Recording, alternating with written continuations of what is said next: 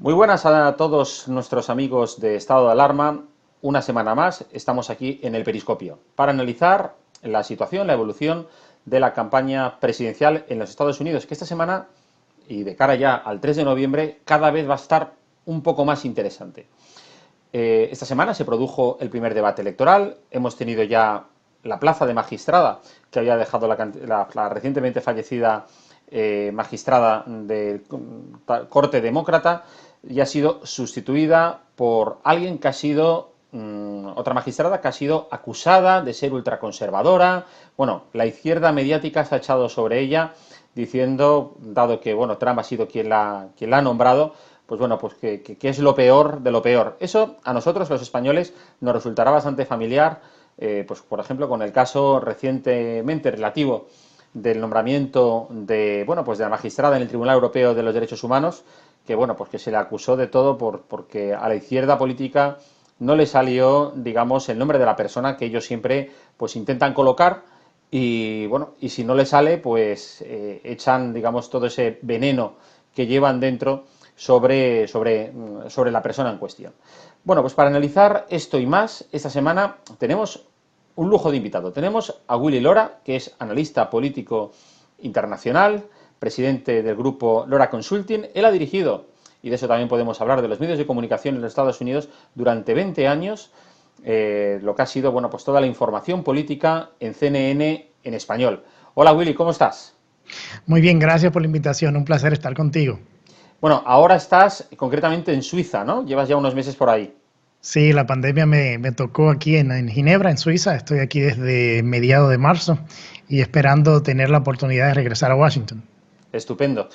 Willy, estaba comentando que tú llevas muchos años trabajando en el mundo de los medios de comunicación y precisamente me gustaría que me contases, porque esta semana hemos conocido las acusaciones importantes bueno, que fueron vertidas sobre el presidente Trump bueno, pues con la cuestión de su tema de impuestos. Una información adelantada por el New York Times que todos los medios de comunicación, las antenas mediáticas del Partido Demócrata y de la izquierda política de medio mundo, aquí en España, periódicos como El País o, bueno, en Reino Unido The Guardian, etcétera, se hicieron eco profundamente, bueno, y lo pusieron casi como una especie de defraudador de impuestos. Sí. Cuéntanos un poquito cómo es esa historia y cómo ves tú el papel que están desempeñando ciertos medios de comunicación en la campaña, por favor.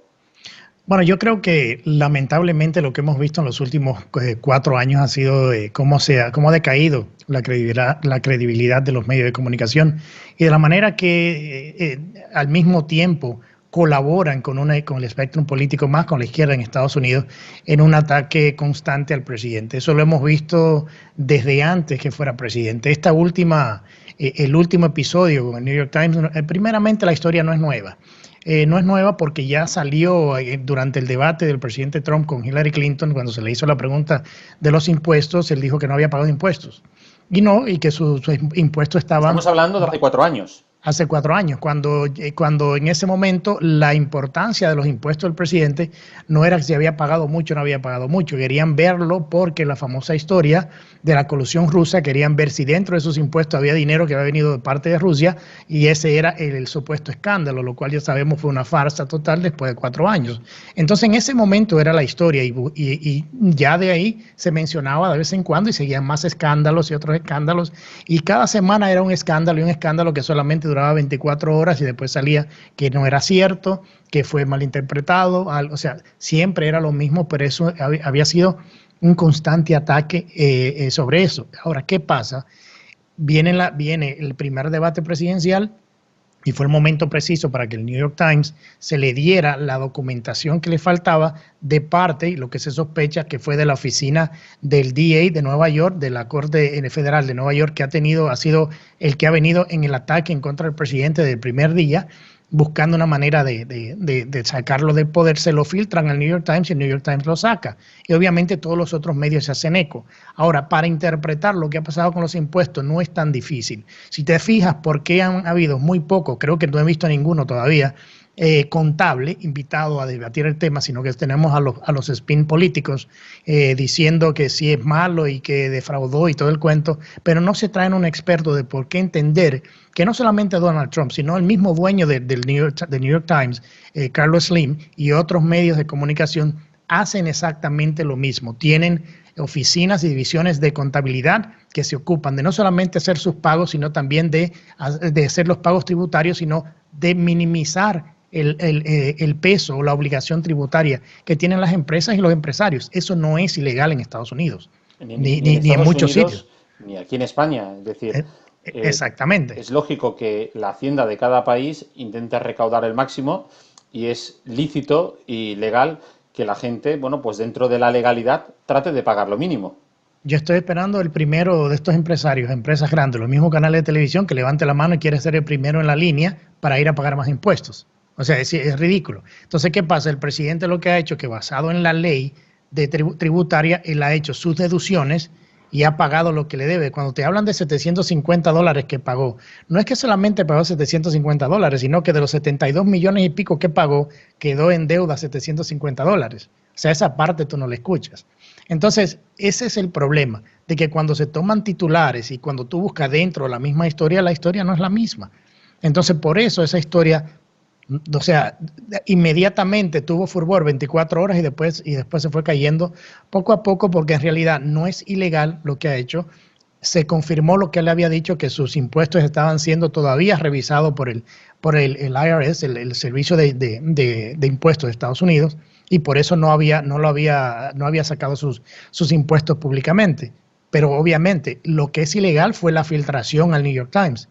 Y según tengo entendido, hay una investigación que se está haciendo para buscar la persona, porque no eran muchas personas que tenían ese documento para ser procesado judicialmente, porque eso sí es una violación de la ley, porque estás haciendo público información privada, no porque sea presidente, sino de un norteamericano común. Eso es ilegal. Entonces yo creo que es otro ataque más, y no creo que va a pasar más de ahí. Al mismo tiempo verás otros ataques, porque esto no va a parar hasta que lleguen las elecciones. Esto no va a parar, igual que las encuestas que todos sabemos que son desacreditadas, que nadie confía en ellas, que toda la semana te salen 1 o 2 encuestas dando delantero a Biden en todos los renglones. Entonces te debes de preguntar, ¿cómo se hacen esta encuesta? Bueno, si le preguntas a un 42% que son demócratas y un 37% republicanos, y la otra diferencia independiente, que ahora cada vez son menos, obviamente que siempre vas a tener un resultado favorable a Joe Biden.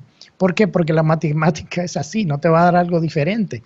Entonces, porque si te pones a pensar, cuando se habla que en encuestas el presidente Trump ahora se ve que pueda ganar hasta el 42% del voto latino y va a ganar mucho un por ciento más alto del voto afroamericano. Y entonces las otras encuestas te dicen que no, que va adelantado 10 y 15 puntos. Una de las dos no es cierta. ¿Entiendes? Entonces, por eso es que las encuestas tienen tan poca credibilidad, pero se utilizan para avanzar una narrativa diaria en los medios de comunicación. De esa manera dicen, bueno, una encuesta que hizo ABC... para crear, digamos, un estado de ánimo, ¿no? Exactamente. Porque normalmente los votantes en Estados Unidos, en España y en cualquier democracia donde se vota, siempre, o una gran mayoría, se inclina siempre hacia el caballo ganador. Todo el mundo le gusta estar siempre con los ganadores, no con los perdedores.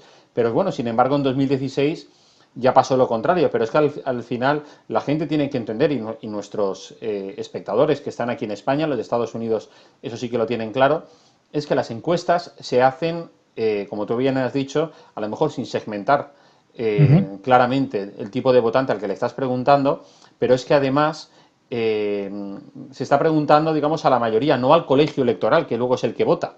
Exactamente, al mismo tiempo... Una diferencia muy importante respecto, por ejemplo, a España.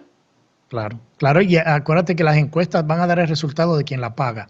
O sea, si yo mando a hacer una encuesta y estoy buscando un resultado porque yo no lo quiero decir, sino porque quiero utilizar una encuesta para enviar esa narrativa. O sea, el colegio electoral en Estados Unidos, y por eso cuando Hillary y los demócratas salen a decir que ellos ganaron la mayoría de votos, sí, pero no ganaron las elecciones en Estados Unidos. Correcto. Desde que se fundó el país, Estados Unidos, tú ganas las elecciones con el voto del colegio electoral.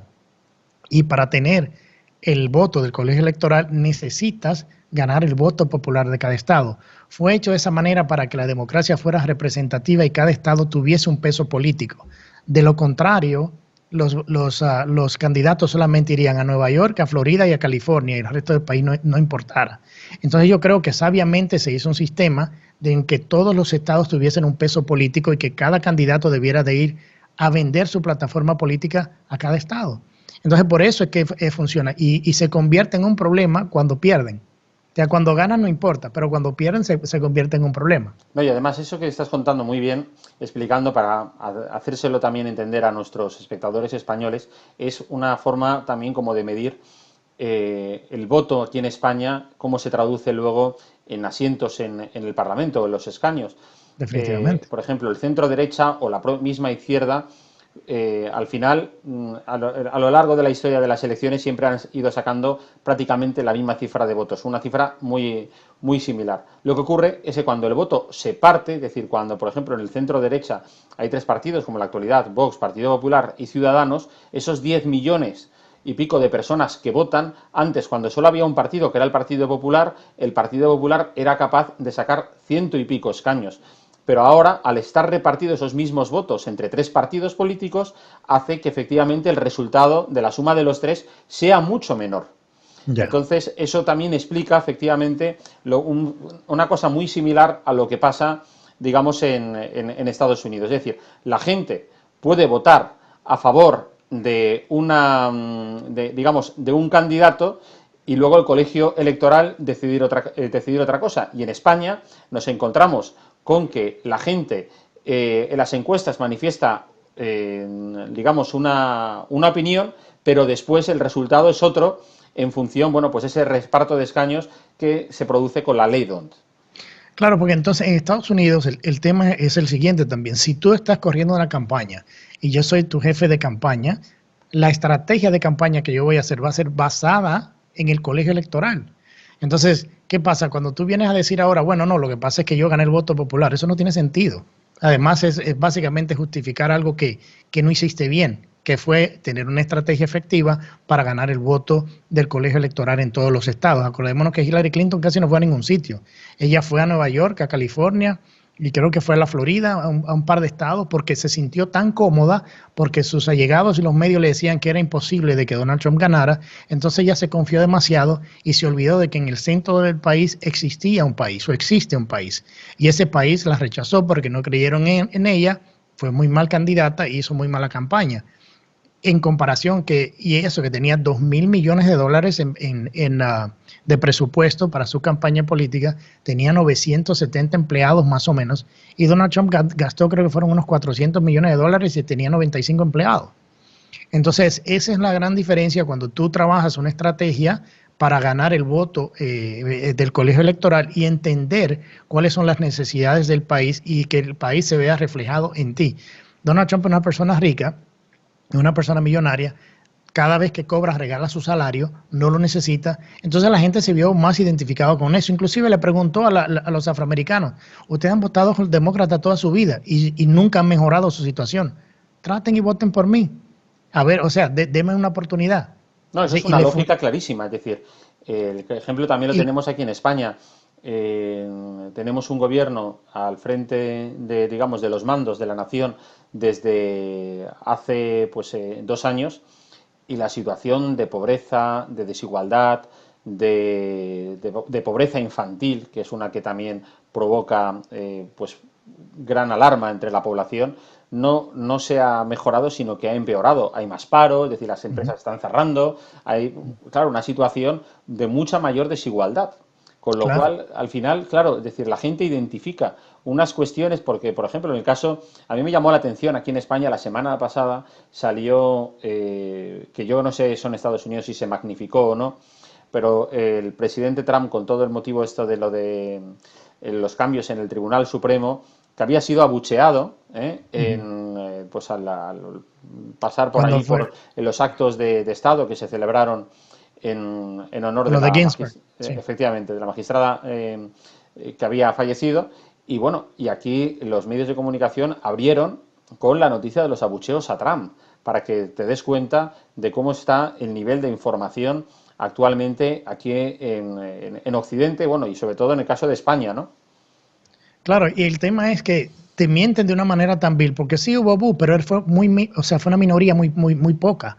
O sea, lo que gritaron y todo eso, pero eso es lo que llama la atención. Eso no fue la gran mayoría. Entonces, ¿qué es lo que pasa? Ahora mismo estamos en una situación, en un momento político muy importante. ¿Por qué? Porque se define o el futuro de lo que va a ser Estados Unidos, si va a ser de una manera más hacia la derecha o si se va a ir completamente a la izquierda. ¿Por qué? Acordémonos que ¿qué ha dicho la izquierda? De que quiere llenar la Corte Suprema de jueces de ellos. ¿Qué Bueno, implica no puede eso? ser, ahora no puede ser, mientras no... Ahora no lo va a hacer, pero es lo que dijeron que querían hacer. O sea, ¿qué quieren ellos? Que quieren todas las cosas gratis. Es imposible tener todas las cosas gratis. O sea, atacando ahora a la nominada del presidente a la Corte Suprema porque ella es cristiana. O sea, ya quieren una guerra también con la religión. La atacan porque adoptó a dos niños de haitianos, o sea, dos niños negros. Entonces, no, ella adoptó a esos niños porque es para enseñar su supremacía blanca. O sea, una cosa que se Es impresionante, enfermiza. es Es impresionante. enfermiza. Entonces, los medios se hacen eco de esto y no retan este tipo de retórica, sino que lo que hacen es ampliarla, repetirla, y eso está llevando a una situación, a una polarización en el país muy peligrosa hasta el punto de que hemos visto de que ya ese votante independiente, que siempre era el que se buscaba, se ha reducido a una minoría. O sea, todavía antes que andaban el 9-10%. Pero bueno, por Anden lo el, menos, pero Willy, allí por lo menos tenéis una televisión, tenéis medios de comunicación, digamos, más próximos a los demócratas, a la izquierda ideológica.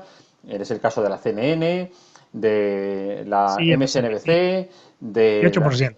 es decir, el 90%. Pero luego Ya, tienes, en el otro lado, está la Fox. Es que aquí en sí, España, es decir, todas las televisiones están en manos de la izquierda ideológica. Por claro. eso existen canales como este, el de Estado de Alarma, que han surgido en los últimos meses en plataformas como YouTube para dar, digamos, voz a las sensibilidades de gente que es consciente de que se le está manipulando con la información que ven Ujú, en las televisiones. Otra cosa son los periódicos, otra cosa son las radios, sí. pero lo de la televisión en España es un auténtico escándalo y somos, se supone que un país demócrata. Pero bueno, la legislación está hecha de tal manera que es imposible. Tú como buena hispanoamericano que eres y buenos amigos que tienes, a ver si convences a la familia Cisneros y a otras grandes fortunas de toda esa zona, porque claro, Cisneros, por ejemplo, como venezolano que es que España está yendo y está avanzando, y si sigues nuestras noticias de país de las últimas semanas, se está Ujú. venezolizando, se está Sí, sí, bolivarianizando. es Y muy peligroso. necesitamos, efectivamente, gente dispuesta a apostar por medios de comunicación independientes y completamente alternativos a Sí. esa a las mentiras y a las manipulaciones que nos viene desde la izquierda ideológica y de los comunistas. Definitivamente, yo creo que las plataformas digitales, los podcasts y todo esto nos ha dado la oportunidad de comenzar a tener esta conversación, a abrir los ojos a la gente de que entiendan de que no es lo mejor, no es la mejor opción. Acordémonos que la izquierda lo que ha venido haciendo, lo que está haciendo el Partido Demócrata es buscando poder, es concentrar el poder. O sea, han destruido las organizaciones, las instituciones sólidas, democráticas de Estados Unidos, la han destruido todas y te doy los ejemplos. El IRS lo utilizó el expresidente Obama para ir detrás de sus enemigos políticos con los famosos 501c3, que son instituciones que no pagan impuestos porque manejan ciertos temas. O sea, el presidente Obama utilizó eso para ir detrás de ellos y censurarlo y no permitirle darle la licencia. El FBI ya sabemos lo que hizo con toda la investigación de Flynn y demás. El Departamento de Justicia con el famoso Russia Hoax, o sea, fue institución tras institución políticamente destruida por la izquierda y ahora estamos viendo que lo quieren hacer también con la Corte Suprema de Justicia. Entonces es tener un control total. Si ellos tuviesen el control total de la Corte Suprema de Justicia, del Congreso y la Casa Blanca, el país va a ser otra cosa, porque tenemos que estar claro que la cara del Partido Demócrata no es Joe Biden. Joe Biden es solamente el títere que han puesto ahí, y eso hay que tenerlo claro. Quienes manejan la política radical del Partido Demócrata ya sabemos quiénes son. ¿Por qué está Joe Biden ahí? Joe Biden está ahí por una sencilla razón. Los donantes del Partido Demócrata no le iban a dar $2,000 millones a un político o a una nominación radical de izquierda porque sabían que iban a perder como quiera y preferían traerse a una persona como Biden que es supuestamente centrista, que ahora obviamente se ha ido al otro lado por la conveniencia, para poder de esa manera justificar los fondos que necesitaban para correr una campaña. Pero hay que estar claro, lo que domina el Partido Demócrata ahora no es el centro. Lo vimos en la calle, hemos visto en las protestas, lo hemos visto de la manera que se han ido a los suburbios, que han estado encima de la gente. Ese es el Partido Demócrata, que es un partido que no se parece a nada a lo que fue 8 años atrás. O sea, ya venía decayendo, yéndose más a la izquierda, pero ahora ya está totalmente hacia la izquierda. Muy bien, Willy. Oye, pues a ver si tenemos ocasión la semana que viene, cuando tú puedas, de seguir hablando de estas cosas y algunas más de la campaña americana, porque desde luego creo que de aquí a los próximos 7 días van a seguir surgiendo muchas cosas interesantes. Definitivamente, claro que sí. Gracias por la invitación. Muy bien, gracias a ti. Hasta la semana que viene.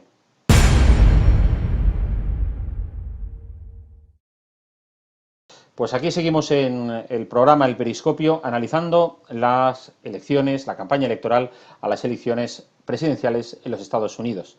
Tenemos ahora también con nosotros a un tertuliano conocido por todos vosotros, ya estuvo en el programa la semana pasada, y él es Giovanni Vicente Romero, también un gran analista político establecido en Washington, D.C., y con el que vamos a analizar lo que ha dado de sí en la semana y estas últimas próximas que nos quedan justo antes de la cita electoral. Giovanni, ¿cómo estás?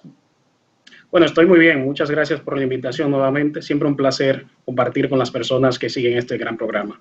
Muy bien. La verdad que el programa de la semana pasada fue un verdadero éxito de seguidores que estuvieron, precisamente atendiendo de primera mano tu análisis y la información que compartimos, ¿no? A mí me gustaría que hablásemos esta semana de cómo ha sido ese primer ya cara a cara que ha habido entre Trump y Joe Biden, entre los dos candidatos, que desde luego hace que yo creo que convierta a esta campaña presidencial en una de las más interesantes y desde luego más intensas de los últimos periodos electorales que conocemos, ¿no? Sin duda, yo pienso que ahora mismo todas las cartas están echadas, ¿no? Están sobre la mesa y cualquier cosa puede pasar. Trump tiene la difícil tarea de ganar noviembre sin regresar a su febrero. Es algo que yo siempre digo porque en febrero él estuvo obviamente con los mejores números, no solo sus números políticos y de popularidad, pero sobre todo los números de la economía, que estos entonces repercuten de manera directa en la política misma. Yo entiendo que esta conversación debe iniciar poniendo los puntos muy claros, ¿no? De que es precipitado decir que Donald Trump está derrotado. Nadie puede asegurar que Donald Trump vaya a morder el polvo de la derrota. Y bueno, nadie puede asegurar tampoco esto, ¿no? Sin embargo, es necesario destacar que no siempre estuvo en la cuerda floja en este año, porque tuvo un principio de año fenomenal, que aunque había pasado por el impeachment, había pasado, ¿no?, por el juicio político, como le conocemos en Iberoamérica, pero salió muy fortalecido porque salió reivindicado y bueno, y esto fue para él como aquello de que lo que no te mata te hace más fuerte. Entonces, te puedo decir que aquella frase que he mencionado se adapta bastante a este concepto, a este contexto, y el presidente tuvo un primer mes y segundo mes bastante bueno en el 2020, y como el ave fénix, el presidente resurgió de las cenizas para agregar un nuevo elemento en su lista de logros personales, ¿no? Siempre está presumiendo cosas y en este caso de que salió más fortalecido de ese proceso. Y bueno, también sirvió como una autovalidación, sirvió como una reafirmación de las posiciones que de manera poco ortodoxa ha venido tomando desde el 20 de enero del 2017, cuando asumió el poder. Fue una autovalidación. Entonces yo entiendo que hasta febrero del 2020 el futuro de los Estados Unidos, y aquí añado el futuro personal y electoral de Donald Trump, lucía promisorio. Al menos esto era lo que el presidente repetía con frecuencia, ¿no? Porque parte de su marketing personal es venderse como un job creator, como un creador de empleos. Y bueno, en Estados Unidos esto tiene un repunte bastante importante. Luego sabríamos que la economía oficialmente entraría en recesión económica en ese mismo febrero, pero no causaba mucho asombro en el presidente por dos razones fundamentales. Yo pienso, primero, él aún celebraba su triunfo en el Senado, en ese juicio político. Y segundo, en ninguna otra noticia obviamente iba a terminar a parar en resaca, ¿no?, de esa celebración que él estaba realizando. Y bueno, En esto yo agregaría también que disfrutaba de una tasa de desempleo sumamente baja cuando tú la consideras con los números actuales, un 3.5%, lo cual venía siendo consistente desde septiembre del Sí, pero 2000. ahora está, por ejemplo, en torno, y eso es importante que nuestros espectadores de aquí de España también lo conozcan, creo que está en torno al 10, ¿no? Está en torno al 10, pero tenemos que Es tomar en que el cuenta que 10, esto en abril España apenas sería, digamos, un sueño, ¿eh? sería un sueño en España cuando tú lo comparas con la media española a través de las últimas décadas. No, pues Estados Unidos está viviendo un momento de ensueño, pero la realidad es que en Estados Unidos la tasa de desempleo estuvo por debajo de un 4% desde el año pasado, números fenomenales que se le pueden adjudicar incluso a la presidencia, a la administración de Donald Trump, que son muy bajos desde la guerra de Vietnam. Y luego entonces cuando irrumpe la pandemia a principios diría yo, finales de marzo, principios de abril, esto se dispara a un 14%. Entonces ha ido reduciéndose de manera lenta, pero consistente. Y el presidente, evidentemente, se encuentra en un momento muy adverso, con un entorno electoral muy adverso, porque le toca hacer campaña en un año que hay una pandemia que yo siempre digo que el principal candidato de oposición de Donald Trump en esta ocasión no fue una persona, no fue Joe Biden, ha sido la pandemia, es algo que él no puede controlar, que se escapa del control de todas las personas, ¿no? Y bueno, también te podría decir que en el caso de Biden, él se ha aprovechado bastante de esta situación, su campaña, su mensaje y su estrategia se ha alimentado mucho de factores fundamentales. Primero, la caída de la economía desde el punto de vista de los empleos, ¿no? Porque hay más personas aplicando por el paro, y ese es uno. Y el número dos sería entonces la pandemia misma, y número tres, se ha aprovechado de todo este revuelo, todo este problema racial que en Estados Unidos ha sucedido este año como parte de lo que ellos entienden que es una justicia social y racial que se está demandando. Y que yo digo, bueno, no es algo nuevo, es algo que quizás se ha retomado, pero viene desde varios siglos atrás y tuvo un gran auge durante los 60s y el movimiento de los derechos civiles. Sí, sí. Oye, yo he estado siguiendo los últimos mítines que ha realizado el presidente Trump en Virginia, el de hace también recientemente presentando, bueno, pues curiosamente aquí en España, por ejemplo, el gobierno ha anunciado que quiere crear una nueva asignatura que le llaman ellos de memoria democrática. Bueno, ellos que es una asignatura que realmente es de la memoria de ellos, no de la memoria verdaderamente democrática, que contrasta, por ejemplo, claramente con esa nueva asignatura que el presidente Trump quiere introducir en el país, que se llama educación patriótica, ¿verdad? Es decir, una asignatura dirigida, pues bueno, pues a que los más jóvenes abracen los valores nucleares que sustentan el milagro estadounidense, que es, digamos, el respeto, digamos, a la libertad individual, el respeto a los derechos de cada una de las personas con independencia de su color, sexo o raza, y así sucesivamente. Creo que Trump, digamos, se ha adentrado, además, precisamente en sus discursos, de una manera bastante evidente bueno, pues en llamar a las cosas por su nombre, ¿verdad? Es decir, no utilizar un lenguaje muy directo. Me hace gracia cuando se dirige a Biden como el somnoliento, aburrido Biden, ¿no? Y cuando precisamente hace hincapié, bueno, pues es en esas grandes diferencias de gestión y de análisis que luego realizan cuando están en el gobierno, tanto los demócratas como cuando están los republicanos, como es el caso de Trump. Entonces, esa manera, yo creo que de evidenciar esa fractura existente en esa concepción de la política doméstica de los Estados Unidos, bueno, pues es la verdad particularmente llamativo. Yo recuerdo en este meeting que te estoy diciendo que duraba además 2 horas, era 2 horas literales de Trump sin parar de hablar, lo cual eso en España, por ejemplo, es inconcebible. O sea, no estamos hablando de un discurso de investidura, de toma de posesión, no, sino un discurso electoral ante miles de personas delante del Air Force One, donde les estaba contando, bueno, pues cuál era su visión de lo que vienen a ser los próximos 4 años. Y hacía, bueno, pues bromas precisamente sobre Rusia, sobre China, sobre la gente que le estaba acusando de ser amigo de Vladimir, como él decía, ¿no? Entonces, ¿tú cómo estás viendo también los discursos de Trump? A mí personalmente te digo que creo que si la derecha española adoptara ese punto de vista a la hora de dirigirse a sus audiencias, pues desde luego movilizaría mucho el voto. Yo pienso que si la historia se repite, Donald Trump gana siendo Donald Trump, porque fue lo que le dio resultados en el 2016.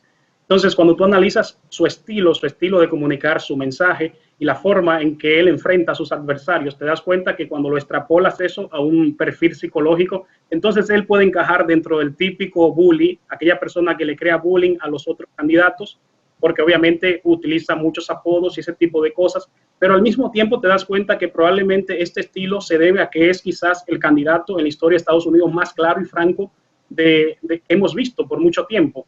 Entonces, yo pienso que el presidente evidentemente va a tener una gran tarea de seguir siendo el mismo, porque fue lo que le dio resultados, repetir esa misma fórmula, esa misma pócima mágica.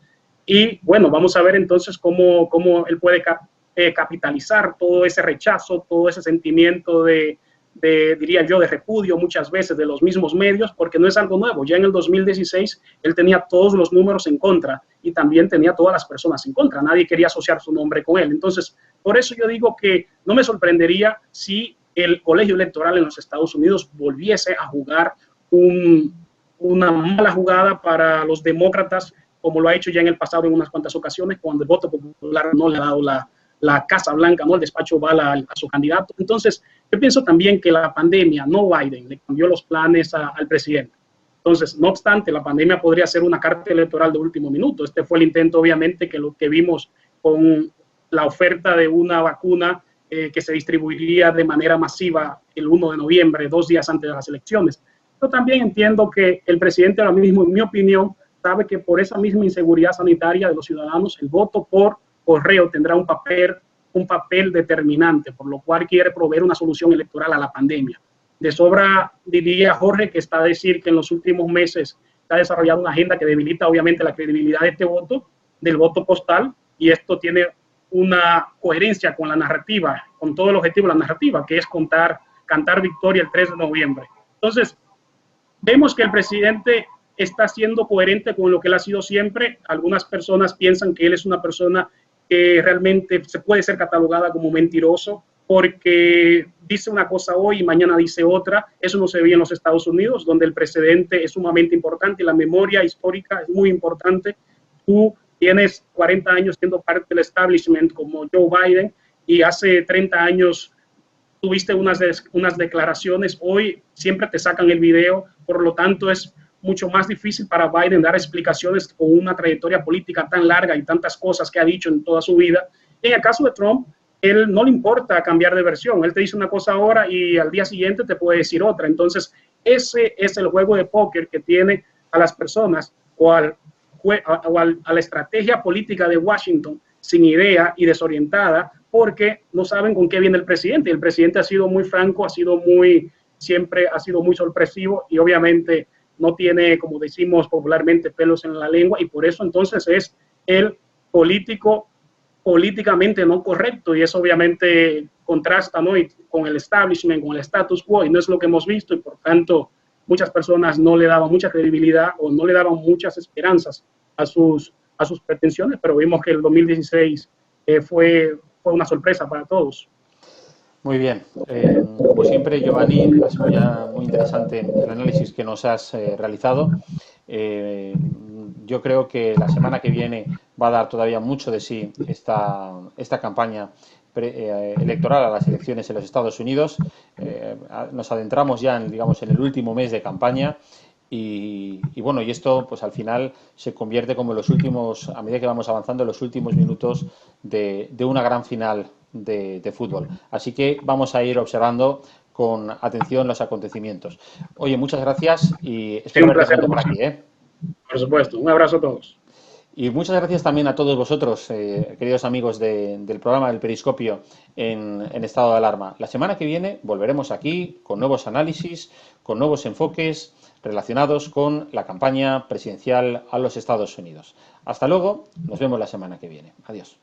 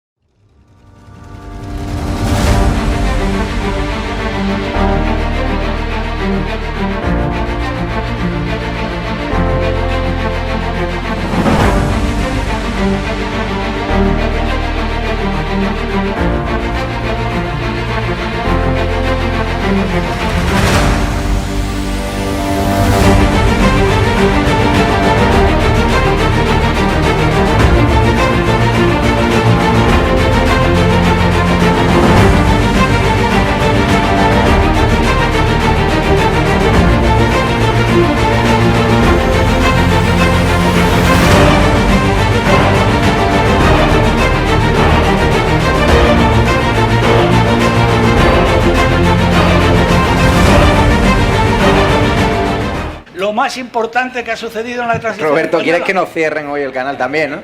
Por lo que veo. Porque... Madre mía.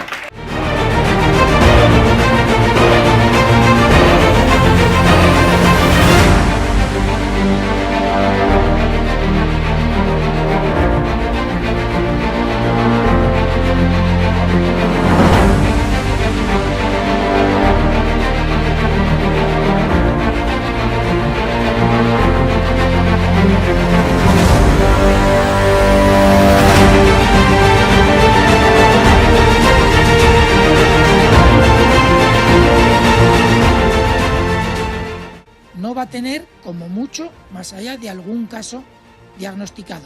Se tratan de test fiables, homologados, y esto es muy importante. Los ERTEs no son parados.